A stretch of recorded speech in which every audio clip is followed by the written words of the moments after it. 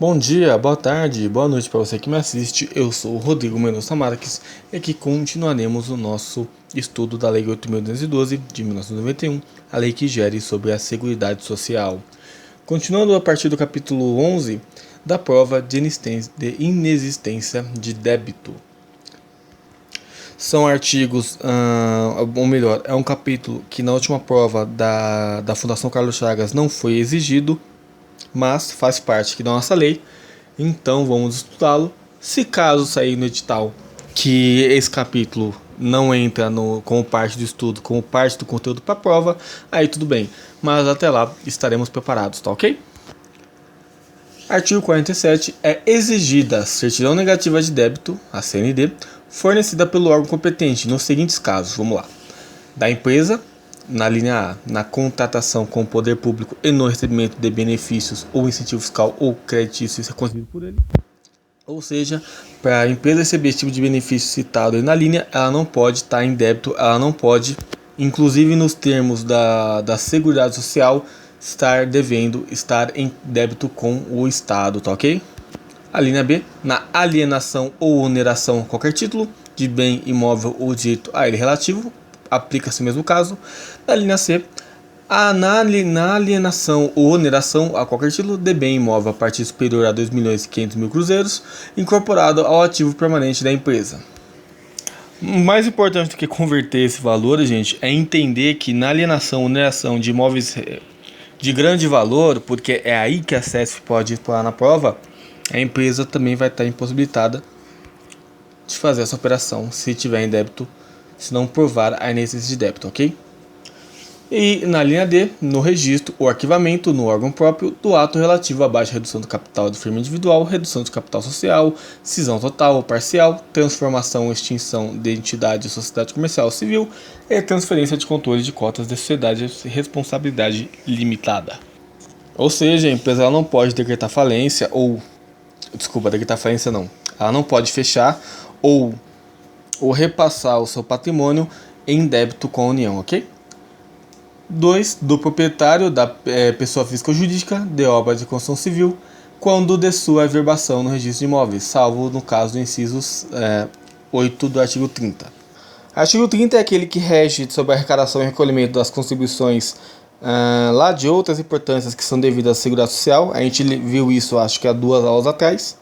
E esse artigo que ele está dizendo é quando você constrói uma casa visando uma residência unifamiliar e ela é construída pelos próprios familiares. Eu até dei o exemplo aqui dos meus próprios avós, ok? Então, obviamente, nesse caso, não entra a necessidade de comprovação negativa de débito, tá bom?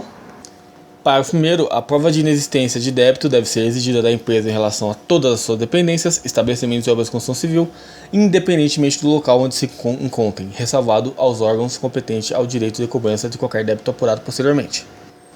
Ou seja, o departamento jurídico da empresa tem que estar em dia, né? Parágrafo 2º. A prova de inexistência de débito, quando exigível ao incorporador, independe da apresentada no registro de imóveis por ocasião da inscrição do memorial de incorporação. Ou seja, uma nova prova tem que ser exibida, tá? Independente dessa citada, ok?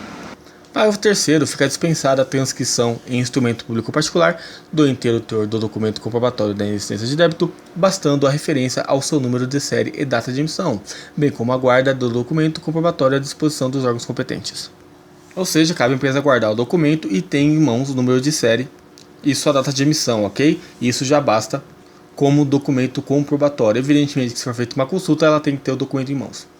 Parágrafo 4º. O documento comprobatório da inexistência de débito poderá ser apresentado por cópia autenticada, dispensada a indicação de sua finalidade, exceto no caso do inciso 2 deste artigo, a respeito do proprietário, né, quando da sua averbação no registro de imóveis, tá bom? Parágrafo 5º. O prazo de validade da certidão negativa de débito é de 60 dias, contados da sua emissão, tá? Podendo ser ampliado por regulamento para até 180 dias. Ou seja, o prazo inicial é de 60 dias, ele pode ser ampliado até 180 a partir da sua data de emissão, porém, essa ampliação é trazida por regulamento, né? Ela não é natural, ela não é a primeira circunstância, tá bom? Agora, o parágrafo 6º, independe da prova de inexistência de débito, vamos aqui às alíneas. A lavratura ou assinatura de instrumento, ato ou contrato que constitua a retificação, ratificação ou efetivação do outro anterior para o qual já foi feita a prova. Ou seja, se você for constatar algo que saiu errado no contrato, por edição, ou qualquer outro tipo, e aquele contrato já foi feita a prova da inexistência do débito, essa retificação, né, esse conserto, não vai precisar de uma nova avaliação nesse sentido, tá bom? A linha B, a constituição de garantia para a concessão de crédito rural em qualquer dessas modalidades por instituição de crédito pública ou privada também, desde que o contribuinte referido no artigo 25 não seja responsável direto pelo recolhimento de contribuições sobre a sua posição para a Seguridade Social. O artigo 25 fala aquele recolhimento, né, de 2% sobre a receita bruta do agricultor e 0,1% para acidente de trabalho, tá certo? Qualquer dúvida é só consultar o artigo lá, também está nas aulas aqui, se eu não me engano, na parte 8. A linha C, a averbação prevista no inciso 2 desse artigo. A linha C. A averbação prevista no inciso 2 desse artigo, relativa a imóvel cuja construção tenha sido concluída antes de 22 de novembro de 1966. Mais uma datinha para a gente ter em mente aí que a SES pode trabalhar, né? 22 de novembro de 66. D. O recebimento pelos municípios de transferência de recursos destinados a ações de assistência social, educação, saúde em caso de calamidade pública. Ou seja, esse tipo de emergência, evidentemente, independe da certidão negativa de débito, tá ok? A linha E, a averbação de construção civil localizada em área objeto de regularização fundiária de interesse social, na forma dessa lei de 2009. É outra circunstância que a SES pode trabalhar, né? A empresa, a consultora que trabalhar, né, nesse tipo de obra de interesse social em área de regularização fundiária não tem a necessidade da comprovação da certidão negativa de débito, né? Parágrafo 7º. O condômino adquirente de unidades imobiliárias de obra de construção civil não incorporada na forma da lei de 64 poderá obter documento comprobatório de inexistência de débito desde que comprove o pagamento das contribuições relativas à sua unidade conforme dispuser regulamento. Ou seja, esse tipo de condômino aí, se ele comprovar que pagou as contribuições a respeito lá da tua unidade, ele não precisa, ou melhor, ele vai obter a certidão negativa nesse caso também, ok? Artigo 48. A prática de ato com inobservância do disposto no artigo anterior ou seu registro acarretará a responsabilidade solidária dos contratantes e do oficial que elaborar ou registrar o instrumento, sendo o ato nulo para todos os efeitos. Ou seja, trate de agir dentro dos braços da lei, ok? Parágrafo 1. Os órgãos competentes podem intervir em instrumento que depender da prova de inexistência de débito, a fim de autorizar sua lavratura, desde que o débito seja pago no ato ou seu pagamento fique assegurado mediante confissão de dívida fiscal com oferecimento de garantias reais suficientes na forma estabelecida em regulamento. Ou seja, o interessado ele não precisa necessariamente pagar ali a dívida, o débito, tá? Ele pode oferecer uma garantia real, né, um penhor, algo do gênero, e ele já vai obter a certidão, tá ok? É outra circunstância aí que a SES pode brincar com a gente.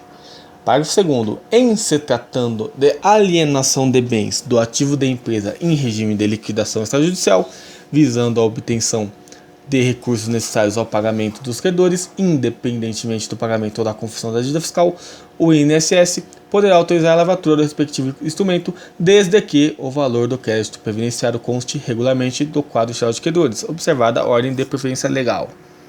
Ou seja, não esquece que aí a prioridade é a ordem, tá? Não é a maior empresa, não é quem tem a menor ou maior dívida, e sim a ordem de preferência legal, ok? E o último parágrafo do capítulo, o servidor terceiro, capítulo 3º, um servidor, o serventuário da justiça, o titular de serventia extrajudicial e a autoridade ou órgão que infringirem o disposto no artigo anterior, incorrerão em multa aplicada na forma estabelecida no artigo 92, sem prejuízo de responsabilidade administrativa e penal cabível. Ou seja, além da multa, vão receber um belo de processo, né? Ou seja, nós que vamos trabalhar no INSS, nós que não abriremos nosso olho para esse tipo de circunstância, tá ok? Pessoal, terminamos então o capítulo 11, né? Da prova de inexistência de débito. Os próximos títulos, não são nem capítulos, são títulos, né? São os das disposições gerais e transitórias. Esses dois, melhor do que a gente se desgastar lendo artigo por artigo nesse caso, Vamos estudar as provas, tá ok? Que já tivemos do INSS, né, a respeito de direito previdenciário até hoje. Porque aí nosso estudo será muito mais otimizado, ok? Então o próximo curso, a próxima estudo, né, será sobre a Lei 8.213, essa sim específica do INSS, tá legal? Dúvidas, comentários, sugestões, correções à vontade, tanto nos comentários do YouTube quanto nos meus contatos pessoais na descrição do vídeo. Forte abraço e tchau!